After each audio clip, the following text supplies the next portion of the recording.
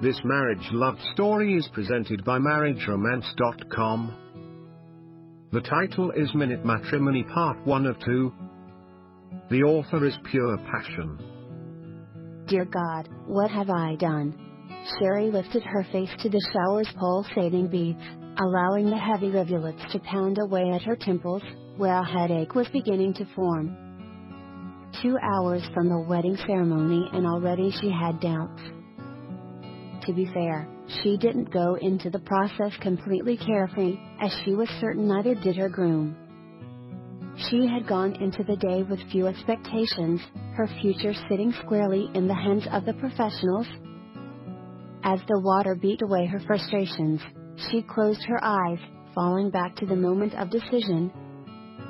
3 years away from heartbreak, as she was left at the altar, her employer, fiancé and betrayer, having been caught in the dressing room with her best friend that very morning.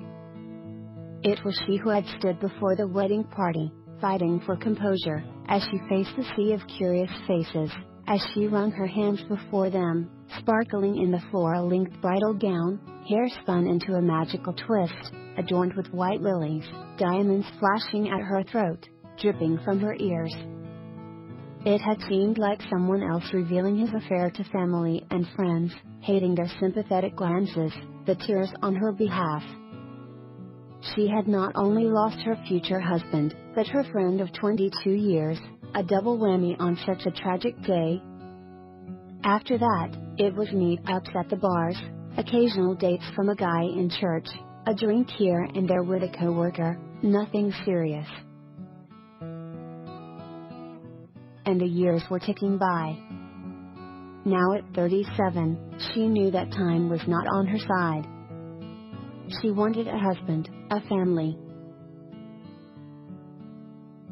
and all those before she retired from the firm where she worked. So one sunny afternoon, sipping lemonade with her mother, a unique, rarely thought of opportunity was presented. A flashy, colorful ad in the pages of the Blooms and Blossoms catalog caught her mother's eye. Tired of the dating scene? Lack of commitment? Want a marriage and family without the wait? Look no further. Contact Minute Matrimony for more details or visit our website.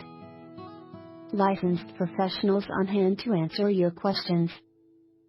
Come take this journey with us to lasting love. Sherry had laughed it off at first, stirring her glass of lavender lemonade with the yellow striped straw, thinking it was the most ludicrous idea ever.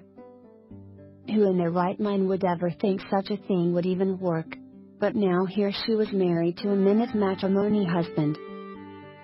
Sherry snorted into the shower, catching water up her nose, coughing frantically. Her apparently, though right now she couldn't insist she was in her right mind. What on earth had she been thinking? She looked up at the rap of knuckles on the door, as she spun the dials of the faucet, stopping the flow of water. Hey, you okay in there?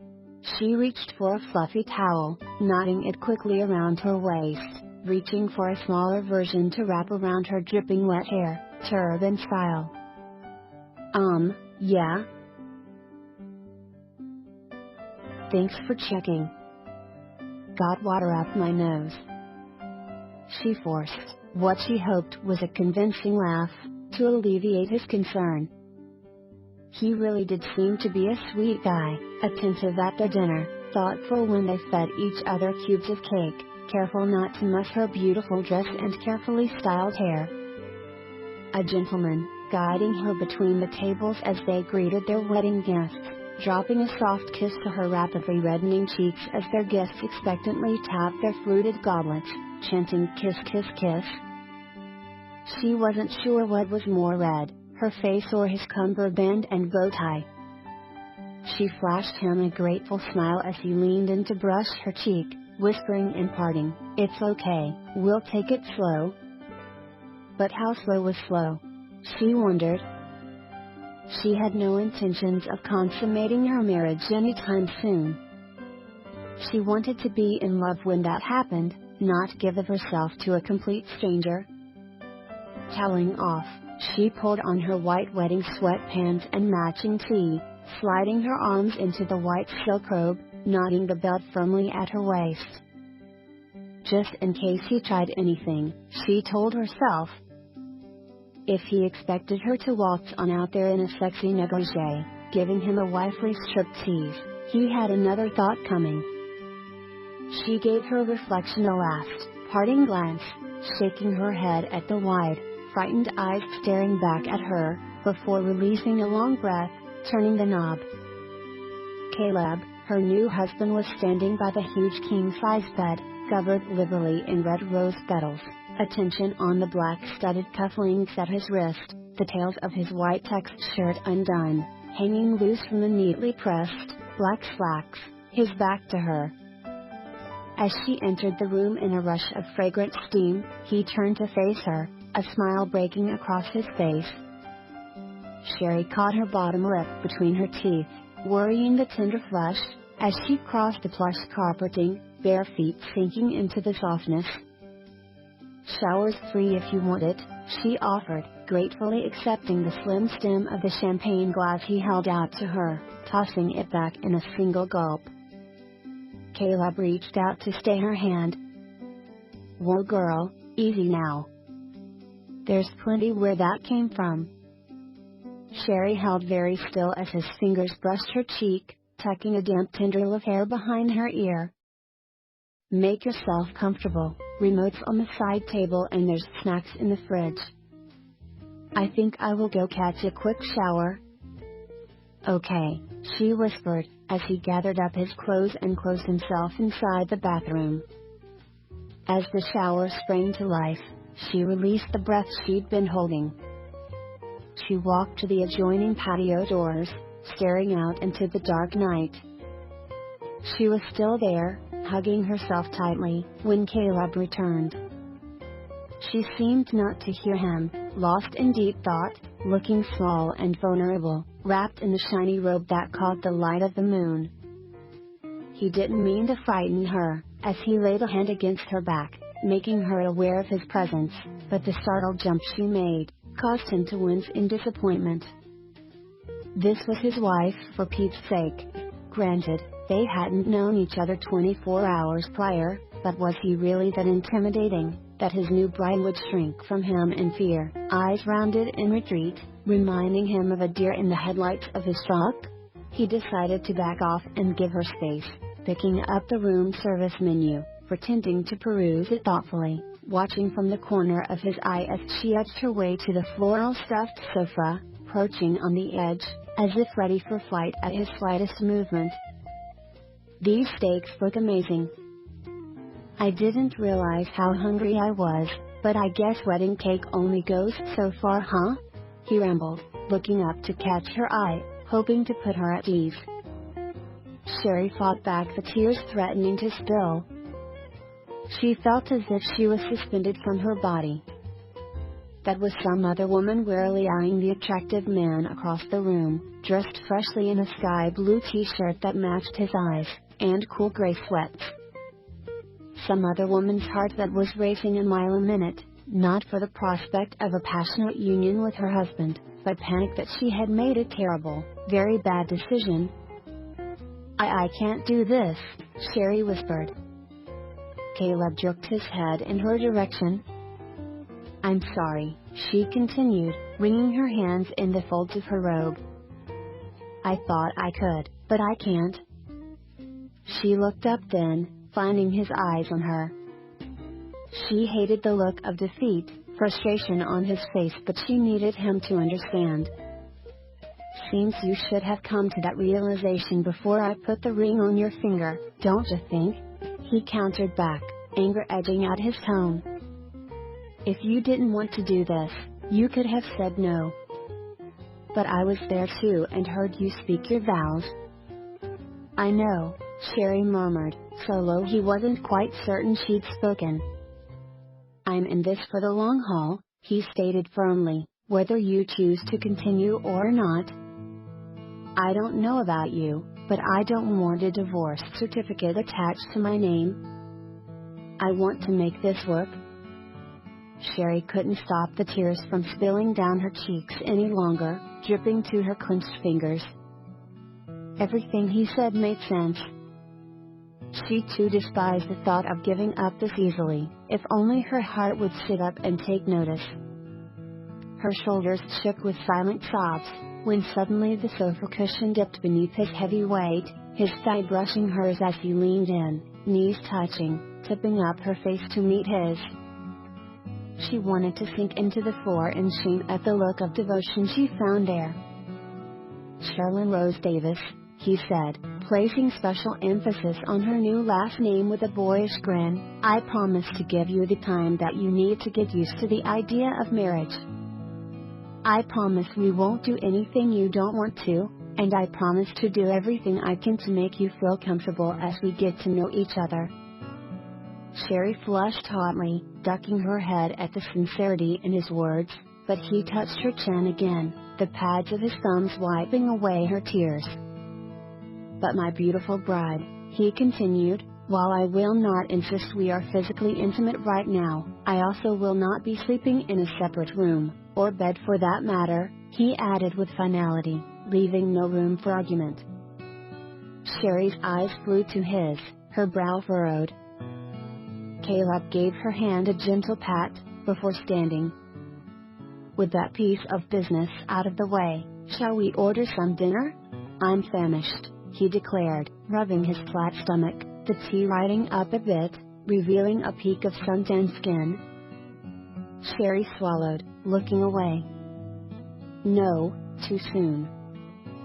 She was not attracted to this stranger in her room, ring or no ring. An hour later, as she dug into her chicken salad, he putting away bites of steak faster than she'd seen anyone, Caleb attempted to draw her out in conversation. "Tell me a little about yourself.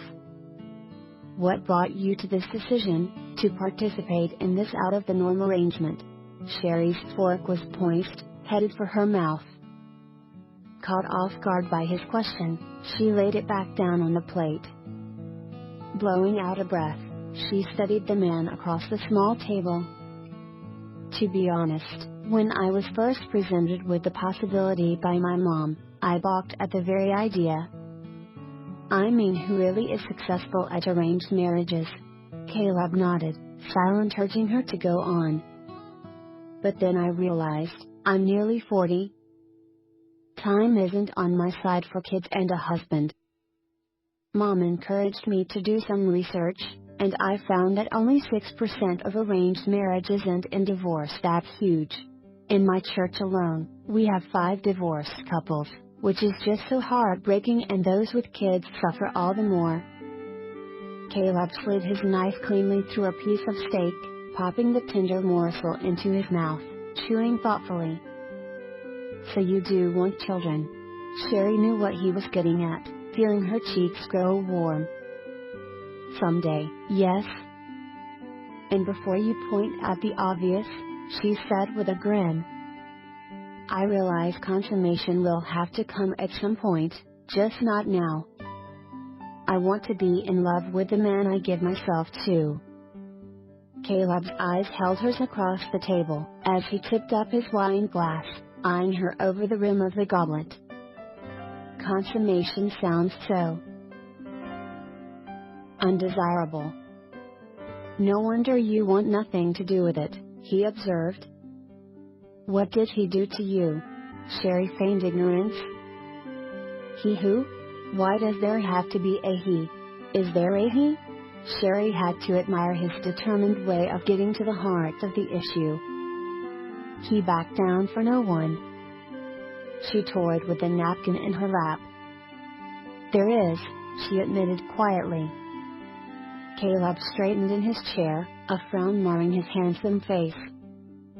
"Want to tell me about it?" No, she didn't. She wanted to finish her meal in silence, then bury her head beneath the covers and tell him to go away. But delaying the inevitable would get her nowhere.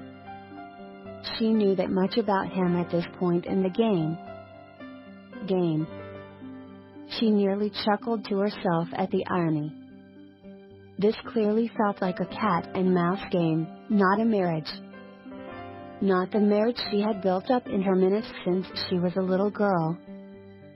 the one filled with passion and happiness and love. Sighing, she focused on the man opposite her, who was watching with kind, patient eyes. Brad and I worked together. He was my boss. I was with the company for 5 years, so we had built up quite a rapport during that time. We started dating outside business hours, and soon he was joining me on drinks with friends. We were engaged in 7 months. I thought I was everything he wanted, but apparently not, she offered, sadly. I guess I should have picked up on the flirty texts between he and my best friend Jamie, and the times she'd offered to escort him to tuxedo fittings, finalize my bridal bouquets, but I was so caught up in the wedding planning that I failed to see what was right in front of my face: outright betrayal. She smiled gratefully as he touched the top of her hand, lying on the tabletop, encouraging her to go on. So the big day rolled around, and I, oblivious to it all, prepare for the ceremony, sending Jamie, who was my maid of honor, with a little gift I had for Brad, before we'd see each other. Sherry broke off, staring into space. If only I'd sent one of my other girls, she murmured wistfully. Caleb winced, seeing where this was going, hurting for her. Hey, you can't blame yourself. They would have found a way to see each other without your help, by the sound of it. She shook her head sadly, still lost in the memory, pain written across her face. She was taking too long. It was almost time to walk down the aisle. I guess, to be honest, at that moment, I felt something was wrong, terribly wrong. I just felt it on my stomach, you know, she said, looking up. The door was open, Jamie on her way out, when Brad pulled her in for one last kiss. They didn't even see me, standing there. I'm so sorry, Caleb spoke. Sherry didn't pull away as he picked up her hand, holding it in his. She felt as though her fingers were all but swallowed up in his big, work-roughened palm. She felt oddly safe, protected. She felt her resistance fading, her fears becoming undone with each tender caress of his thumb across the back of her hand. Emboldened, she continued. I had been carrying Jamie's bouquet to give it to her. I threw it in their face, which really shocked them, jumping apart. I didn't have to say anything, they knew the gig was up. I ran back to my room, feeling numb, like my world had come to an end, and in a way, I guess it did. All my hopes and dreams of what our future would look like. Well, it all went away in a split second. She slid her hand out from under his, picking up the cloth napkin to clutch it in a ball, holding on as if for dear life. The next few hours went by in a blur. Telling my girls that the wedding was off, relaying the affair, standing before the church to share with the 200 wedding guests. So quite some time after that I swore off relationships. Any dating I did do were casual friendships, nothing serious. I couldn't trust my heart after that. Understandably. It took some time to heal from that horrible day. Not only had I lost my husband, but my best friend as well. In one fell swoop, gone. Sherry released a breath, unclenching her hand, laying the cloth carefully beside her plate. But God placed a desire, deep in my heart, for the fairy tale. The husband, kids, house. And once I moved past that hurt, those dreams began to soar once again. Why this, though? He asked curiously. You're gorgeous. You could have any man you wanted. He'd be lucky to have you. Sherry dipped her head. I thank you. That is very sweet. I guess I got tired of the dating scene. Guys wanting one-night stands, not ready to commit, that sort of thing. I'm not getting any younger, and so when this came along, after a lot of thought and prayer, I thought, why not this? How about you? You're a pretty attractive guy. I'm sure there were females lined up to marry you. What happened? Caleb chuckled, leaning back in his chair, fingers raised behind his head. I'll take that offhanded compliment. Truth is, like you, I grew weary of the girls in it just for a romp, or wanting a husband without knowing, truly, what they were getting into. I wanted a woman with good, strong morals, who was attractive, yes, but beautiful inside, a woman who loves God as much as I do, if not more. I began really praying about it, that God would send the wife that He wanted. One night, getting ready for bed, I switched on the evangelism channel a bit, and a commercial came on for Matrimony, how the licensed professionals were rooted in faith and made careful selections based on how they felt the Holy Spirit was leading, and it was like it spoke to me. And here we are, he announced with fanfare, setting the legs of the chair back on the floor, leaning in, across the table. I couldn't ask for a more beautiful lady to spend my life with. Sherry smiled back, feeling the words warm her soul. Really? Really, Caleb affirmed, taking her hand, pulling her up beside him. Before we dig into this awesome-looking dessert, how about a walk out on the patio? The night is young. Sherry allowed him to pull her through the double doors, their steps light on the stone pavers. She leaned her arms into the railing, feeling a peace steal over her. She didn't even startle as he joined her, standing tall and still, directly behind her. She could feel his presence. Caleb wanted to step closer, slide his arms around his wife's waist, feel her lean into him, tipping her head up for his kiss, but she was like a frightened bird. Keep your distance, she was fine, but get too close and she'd be frightened away. They had made much progress over dinner, he didn't dare do anything to ruin that. Shoving his hands into the pockets of his sweats, he looked up at the stars, twinkling overhead. Beautiful out here, isn't it? Sherry watched a pair of swans gliding effortlessly through the dark water, in the pond adjacent to the hotel. It really is. So peaceful, she agreed, willing her pulse to slow as Caleb stepped beside her. The slight, balmy breeze brought with it a waft of his cologne's some citrusy spice blend. It tantalized her senses, instantly calming her emotions. Tendrils of warmth curled low in her stomach, evoking feelings she'd never felt before, not even in her relationship with Brad. I wore something for you, she confided quietly, turning to find him close, very close, the arms nearly touching on the top of the railing. His breath stirred the curls hanging in her face as his brow rose in curiosity. Oh really? Do I get to see it? Sherry laughed, seeing his mind in action, waggling her finger in his face. It's not what you're thinking, nothing lace or see-through, grinning at the mock disappointment on his face, just something I picked up when preparing for the wedding. Caleb couldn't stop himself from grabbing her finger, holding it still in his hand, pressing a kiss to the soft skin, releasing her hand before she could respond. I would love to see it. Sherry fought for control, caught between turning and closing herself inside the room, forgetting this conversation ever happened, or making good on her offer. At the inviting look in his eyes, she chose the latter. Okay, here goes. Caleb watched, mesmerized as her fingers looked at the knot on her silky robe, the shiny material sliding to her feet in a whisper.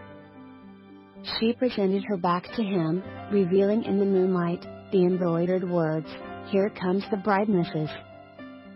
Davis printed across her backside, the soft cream material doing little to hide the gentle swells of her feminine figure, sculpting and cupping the small mounds of flesh, making him burn with desire, anxious to tear away the bridal wear, and reveal the hidden beauty he knew he'd find.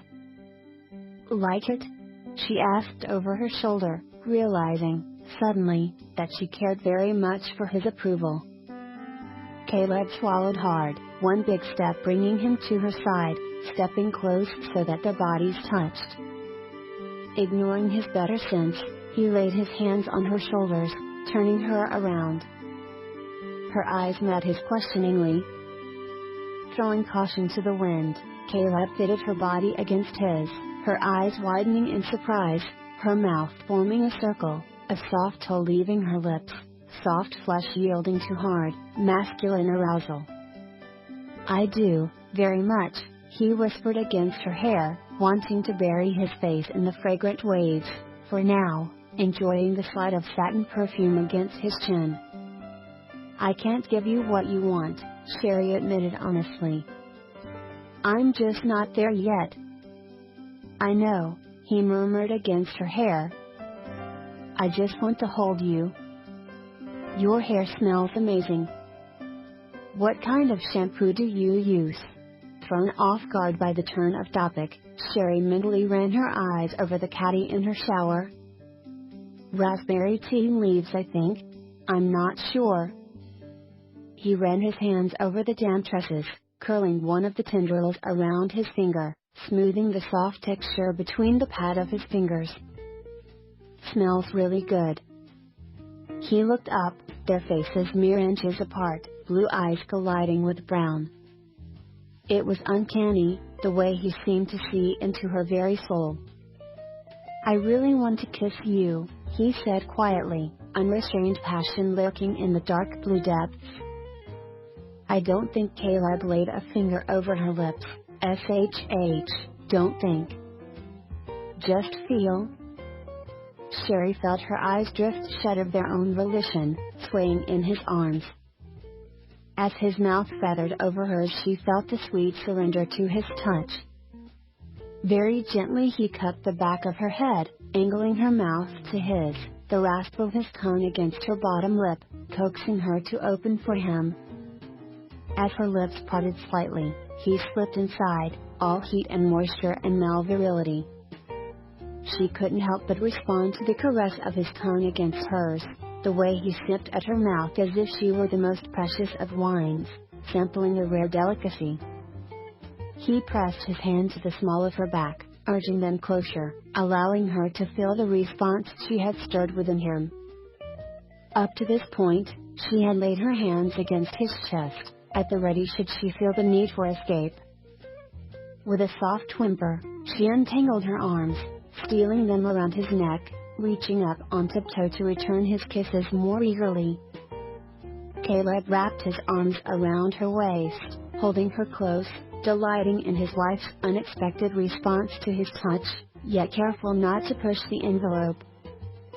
He would be satisfied with where they were for now.